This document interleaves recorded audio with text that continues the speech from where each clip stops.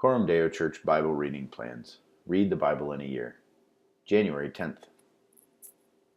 Genesis 20. From there Abraham journeyed toward the territory of the Negeb, and lived between Kadesh and Shur, and he sojourned in Gerar.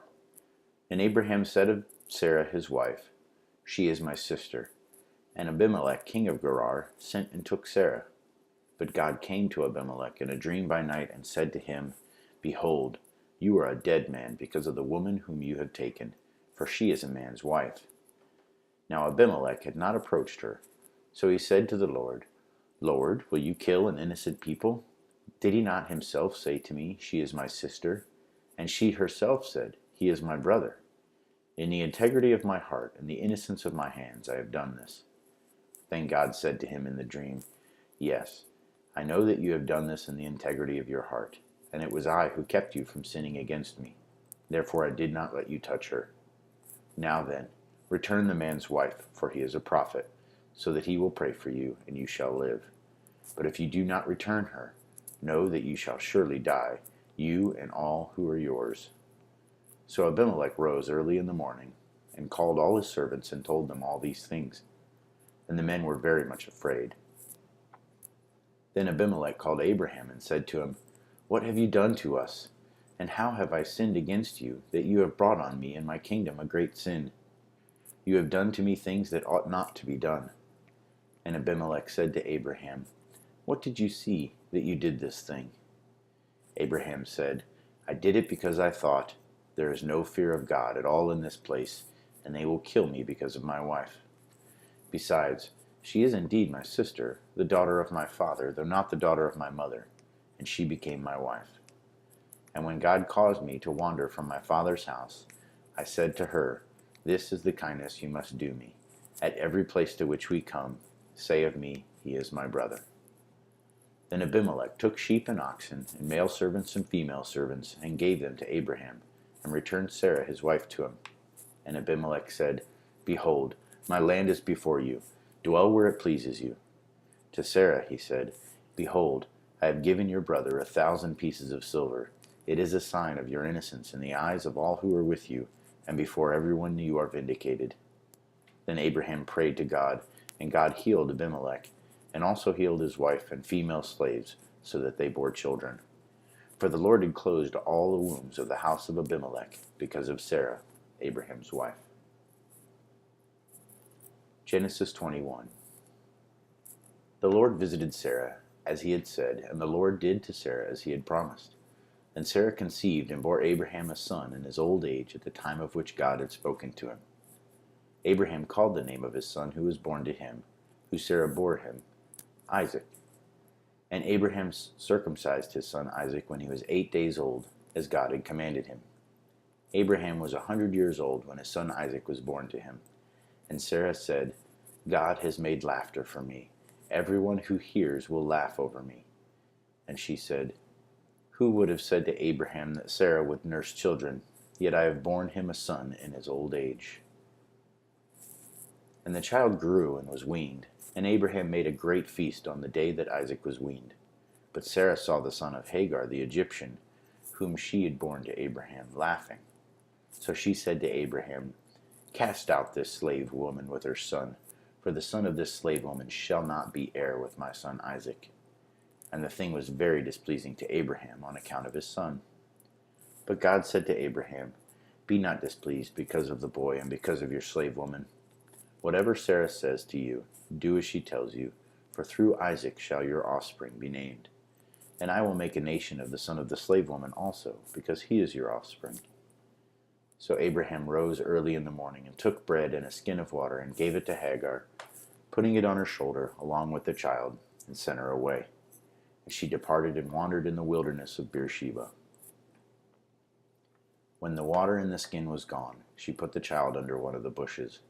Then she went and sat down opposite him a good way off, about the distance of a bow shot, for she said, "Let me not look on the death of the child."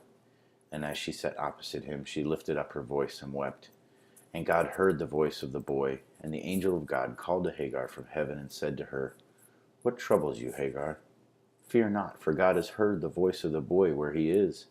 Up, lift up the boy, and hold him fast with your hand, for I will make him into a great nation." Then God opened her eyes, and she saw a well of water.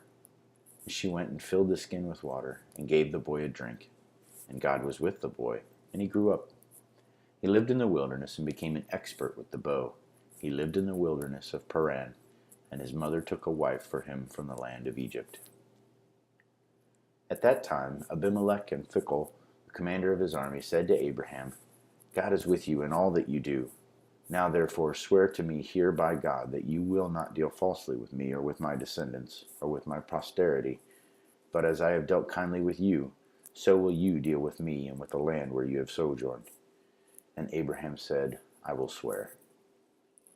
When Abraham reproved Abimelech about a well of water that Abimelech's servants had seized, Abimelech said, "I do not know who has done this thing.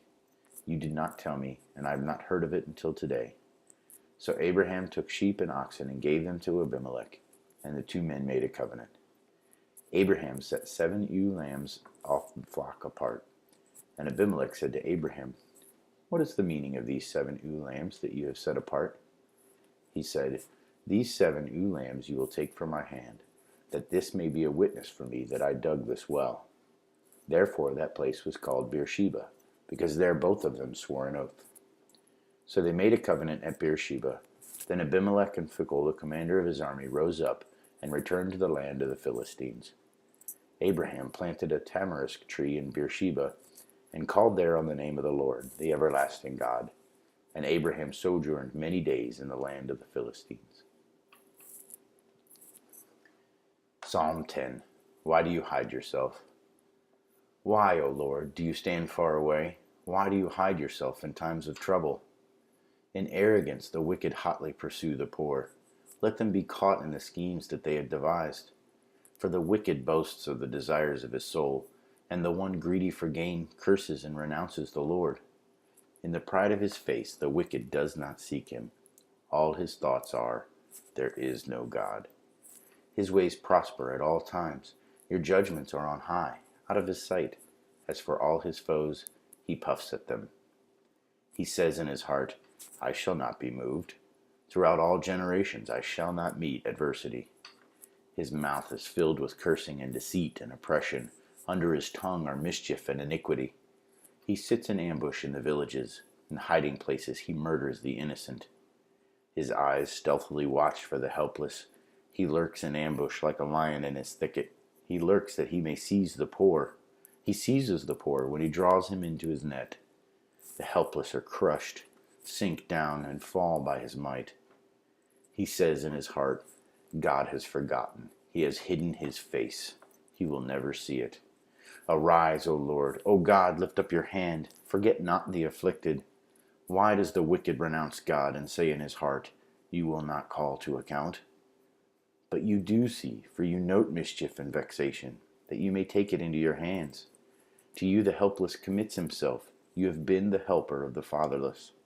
Break the arm of the wicked and evildoer. Call his wickedness to account till you find none.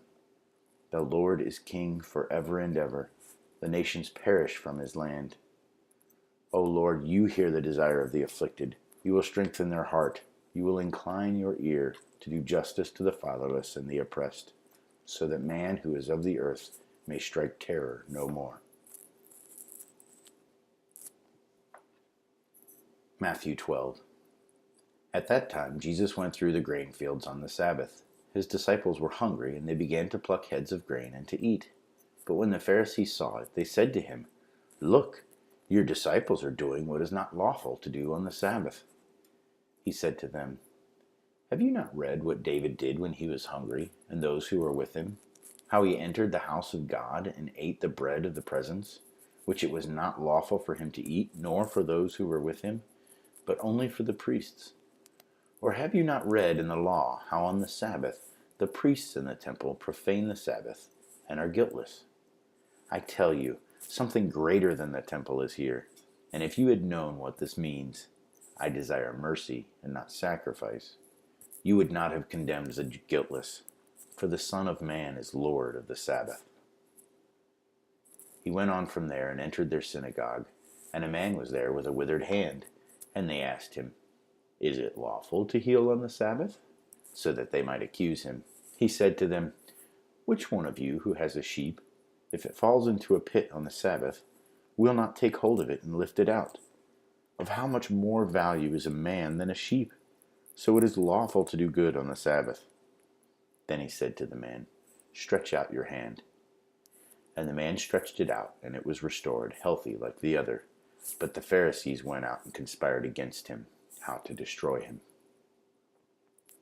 Jesus, aware of this, withdrew from there, and many followed him, and he healed them all, and ordered them not to make him known. This was to fulfill what was spoken by the prophet Isaiah. "Behold, my servant whom I have chosen, my beloved with whom my soul is well pleased. I will put my spirit upon him, and he will proclaim justice to the Gentiles. He will not quarrel or cry aloud, nor will anyone hear his voice in the streets.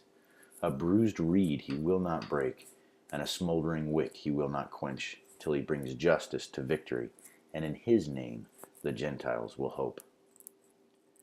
Then a demon-oppressed man who was blind and mute was brought to him, and he healed him, so that the man spoke and saw. And all the people were amazed and said, "Can this be the son of David?" But when the Pharisees heard it, they said, "It is only Beelzebub, the prince of demons, that this man casts out demons." Knowing their thoughts, he said to them, "Every kingdom divided against itself is laid waste, and no city or house divided against itself will stand.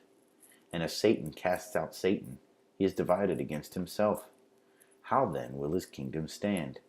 If I cast out demons by Beelzebub, by whom do your sons cast them out? Therefore they will be your judges. But if it is by the Spirit of God that I cast out demons, then the kingdom of God has come upon you. Or how can someone enter a strong man's house and plunder his goods, unless he first binds the strong man? Then indeed he may plunder his house. Whoever is not with me is against me, and whoever does not gather with me scatters.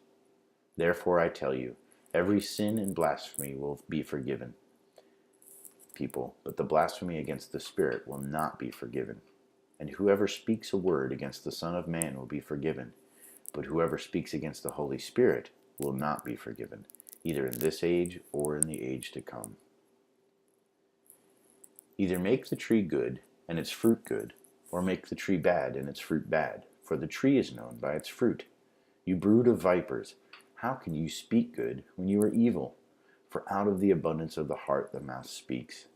The good person out of his good treasure brings forth good, and the evil person out of his evil treasure brings forth evil. I tell you, on the day of judgment, people will give account for every careless word they speak. For by your words you will be justified, and by your words you will be condemned. Then some of the scribes and Pharisees answered him, saying, "Teacher, we wish to see a sign from you." But he answered them, "An evil and adulterous generation seeks for a sign, but no sign will be given to it except the sign of the prophet Jonah. For just as Jonah was there 3 days and 3 nights in the belly of the great fish, so will the Son of Man be 3 days and 3 nights in the heart of the earth. The men of Nineveh will rise up at the judgment with this generation and condemn it. For they repented at the preaching of Jonah, and behold, something greater than Jonah is here. The queen of the south will rise up at the judgment with this generation and condemn it. For she came from the ends of the earth to hear wisdom of Solomon. And behold, something greater than Solomon is here. When the unclean spirit has gone out of a person, it passes through waterless places seeking rest, but finds none. Then it says, I will return to my house from which I came. And when it comes, it finds the house empty, swept, and put in order. Then it goes and brings with it 7 other spirits, more evil than itself, and they enter and dwell there. And the last state of that person is worse than the first. So also will it be with this evil generation. While he was still speaking to the people, behold, his mother and his brothers stood outside, asking to speak to him. But he replied to the man who told him, Who is my mother, and who are my brothers? And stretching out his hand toward his disciples, he said, Here are my mother and my brothers, for whoever does the will of my Father in heaven is my brother and sister and mother. This is the word of the Lord.